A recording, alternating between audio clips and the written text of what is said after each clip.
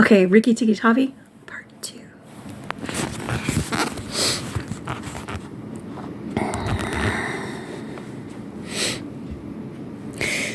I was not a day too soon, he said, for he could see the baby cobras curled up inside the skin, and he knew that the minute they were hatched, they could each kill a man or a mongoose. He bit the tops off the eggs as fast as he could, taking care to crush the young cobras, and turned over the litter from time to time to see whether he had missed any. At last, there were only 3 eggs left, and Rikki Tikki began to chuckle to himself when he heard Darzy's wife screaming. "Rikki Tikki, I led Nagina toward the house, and she has gone into the veranda. And oh, come quickly, she means killing." Rikki Tikki smashed 2 eggs and tumbled backward down the melon bed with the 3rd egg in his mouth, and scuttled to the veranda as hard as he could put foot to the ground. Teddy and his mother were there at early breakfast, but Rikki Tikki saw that they were not eating anything. They sat stone still, and their faces were white. Nagina was coiled up on the matting by Teddy's chair, within easy striking distance of Teddy's bare leg, and she was swaying to and fro, singing a song of triumph. "Son of the big man that killed Nag," she hissed, "stay still. I am not ready yet. Wait a little. Keep very still. All you three. If you move, I strike. And if you don't move, I strike. Oh, foolish people who killed my Nag." Teddy's eyes were fixed on his father, and all his father could do was whisper, "Sit still, Teddy. You mustn't move. Teddy, keep still." Then Rikki Tikki came up and cried, "Turn round, Nagina. Turn and fight." "All in good time," said she, without moving her eyes. "I will settle my account with you presently. Look at your friends, Rikki Tikki. They are still and white. They are afraid. They dare not move. And if you come a step nearer, I strike. Look at your eggs," said Rikki Tikki, "in the melon bed near the wall. Go and look, Nagina." The big snake turned half around and saw the egg on the veranda. "Give it to me," she said. Rikki Tikki put his paws, one on each side of the egg, and his eyes were blood red. What price for the snake's egg? For a young cobra? For a young king cobra? For the very last of the brood? The ants are eating all the others down by the melon bed. Nagina spun clear around, forgetting everything for the sake of the one egg. Rikki Tikki saw Teddy's father shoot out a big hand, catch Teddy by the shoulder, and drag him across the little table, into the teacups, safe and out of reach of Nagina. "Tricked, tricked, tricked, Rick tick tick," chuckled Rikki Tikki. "The boy is safe, and it was I, that caught Nag by the hood last night in the bathroom." Then he began to jump up and down, all 4 feet together, his head close to the floor. "He threw me to and fro, but he could not shake me off. He was dead before the big man blew him in two. I did it. Rikki tick tick tick tick. Then come, Nagina, come and fight with me. You shall not be a widow long." Nagina saw that she had lost her chance of killing Teddy, and the egg lay between Rikki Tikki's paws. "Give me the egg, Rikki Tikki. Give me the last of my eggs, and I will go away and never come back," she said, lowering her hood. "Yes, you will go away, and you will never come back, for you will go to the rubbish heap with Nag. Fight, widow. The man has gone for his gun. Fight." Rikki Tikki was bounding all around Nagina, keeping just out of the reach of her stroke, his little eyes like hot coals.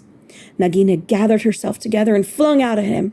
Rikki Tikki jumped up and backward. Again and again she struck, and each time her head came with a whack on the matting of the veranda, and she gathered herself together like a watch spring. Then Rikki Tikki danced in a circle to get behind her, and Nagina spun around to keep her head to his head, so that the rustle of her tail on the matting sounded like dry leaves blown along by the wind. He had forgotten the egg. It still lay on the veranda, and Nagina came nearer and nearer to it, till at last, when Rikki Tikki was drawing breath, she caught it in her mouth, turned to the veranda steps, and flew like an arrow down the path, with Rikki Tikki behind her. When the cobra runs for her life, she goes like a whiplash, flicked across a horse's neck. Rikki Tikki knew that he must catch her, or all the trouble would begin again. She headed straight for the long grass by the thorn bush, and as he was running, Rikki Tikki heard Darzy still singing his foolish little song of triumph. But Darzy's wife was wiser. She flew off the nest as soon as Nagina came along and flapped her wings about Nagina's head. If Darzy had helped, they might have turned her, but Nagina only lowered her hood and went on.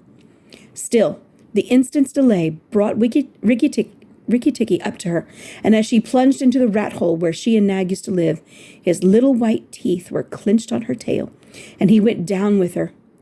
And very few mongooses, however wise and old they may be, care to follow a cobra down into its hole. It was dark in the hole, and Rikki Tikki never knew when it might open out and give Nagina room to turn and strike at him. He held on savagely and struck out his feet to act as brakes on the dark slope of the hot, moist earth.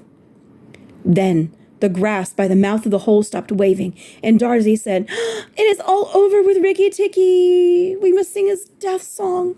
Valiant Rikki Tikki is dead, for Nagina will surely kill him underground." So he sang a very mournful song that he made up on the spur of the moment, and just as he got to the most touching part, the grass quivered again, and Rikki Tikki, covered with dirt, dragged himself out of the hole, leg by leg, licking his whiskers. Darzy stopped with a little shout. Rikki Tikki shook some of the dust off his fur and sneezed. "It is all over," he said. "The widow will never come out again." And the red ants that lived between the grass stems heard him and began to troop down, one after another, to see if he had spoken the truth. Rikki Tikki curled himself up in the grass and slept where he was, slept and slept till it was late in the afternoon, for he had done a hard day's work. "Now," he said when he woke, "I will go back to the house. Tell the coppersmith, Darzy, and he will tell the garden that Nagina is dead." The coppersmith is a bird who makes a noise exactly like the beating of a little hammer on a copper pot. And the reason he is always making it is because he is the town crier to every Indian garden and tells the news to everybody who cares to listen. As Rikki Tikki went up the path, he heard his attention notes like a tiny dinner gong, and then the steady ding-dong-tock. Nag is dead. Dong. Nagina is dead. Ding-dong-tock. Then all the birds in the garden singing. That set all the birds in the garden singing, and the frogs croaking, for Nag and Nagina used to eat frogs as well as little birds. When Rikki got to the house, Teddy and Teddy's mother, she looked very white still, for she had been fainting.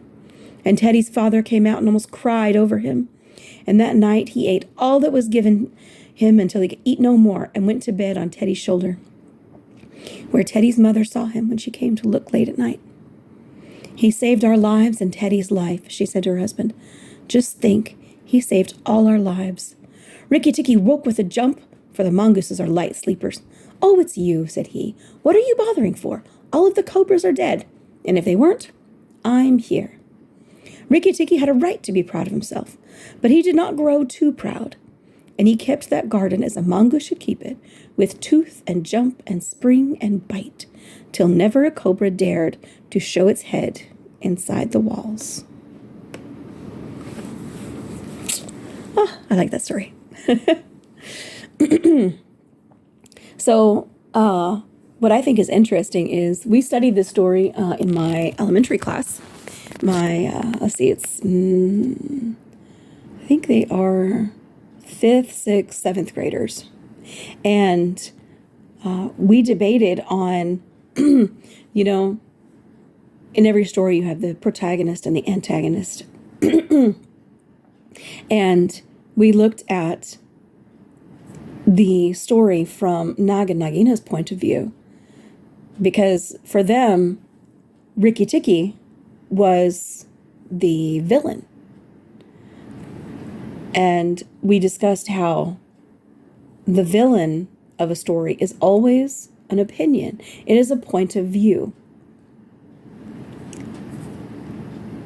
So I really enjoyed discussing this one. One of my favorites, I read it when I was, oh goodness, I don't remember how old I was. But I will read you some more of the Jungle Book stories, because now I know that they are public domain. So, anyway, I hope you guys are doing well. I love you, missed you. You guys are awesome and amazing and wonderful.